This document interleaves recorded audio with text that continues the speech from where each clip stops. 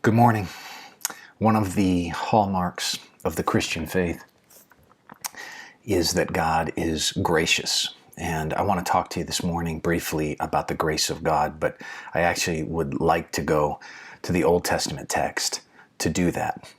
And first, you can go to a couple of texts in Exodus, but I think one that is helpful is Exodus 34:6, which reads, "The Lord passed before him and proclaimed, the Lord, a God merciful and gracious, slow to anger, and abounding in steadfast love and faithfulness." Verse 7, "Keeping steadfast love for thousands, forgiving iniquity and transgression and sin, but who will by no means clear the guilty, visiting the iniquity of the fathers on the children and the children's children to the third and the fourth generation."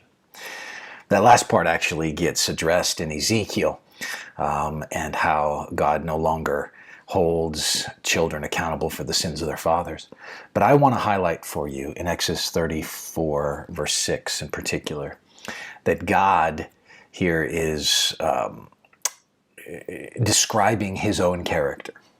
And as God describes his own character, he highlights his grace. Now, this is of particular interest to me as I look at the Old Testament, because oftentimes people come to the Old Testament and accuse the Old Testament of diminishing the love or grace of God. And I think it is a wildly egregious statement for people to make, and it's wrong-headed in a lot of ways. Jonah became very upset that God would be gracious to the Ninevites who had treated his people Israel poorly.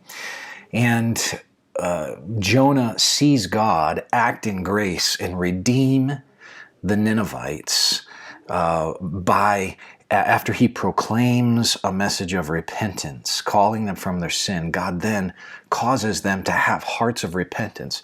And you would think Jonah would be pleased about this, but he's not, because he wants justice, not grace, on the Ninevites. He doesn't want grace meddling in some way with the wrath of God.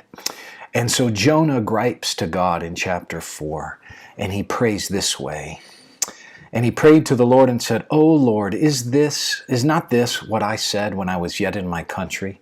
That is why I made haste to flee to Tarshish, for I knew that you're a gracious God and merciful, slow to anger and abounding in steadfast love and relenting from disaster." He almost is quoting, not quite, but almost quoting Exodus 34. There's a clear connection, and he realizes, I know the character of God, and here his grace actually frustrates me, because I'd like him to act in a particular way that is heavy-handed and vengeful toward these sinful people that have oppressed my people, but he acts in grace. Here's what I want to leave you with today. You and I have been enemies of God since birth. There is none righteous, no, not one. We are by nature objects of wrath. And yet God has been gracious to you. And God has been gracious to me by giving us the gospel. This has always been a part of the eternal character of God. And we receive that grace from him. So you bask in that grace today. Do not diminish your own sinfulness or my sinfulness. We were rooted in sin, but God, being ever gracious out of his character, just like he rescued the Ninevites, rescued us. Do not look lightly at the grace of God. He has been gracious to you. Praise his name.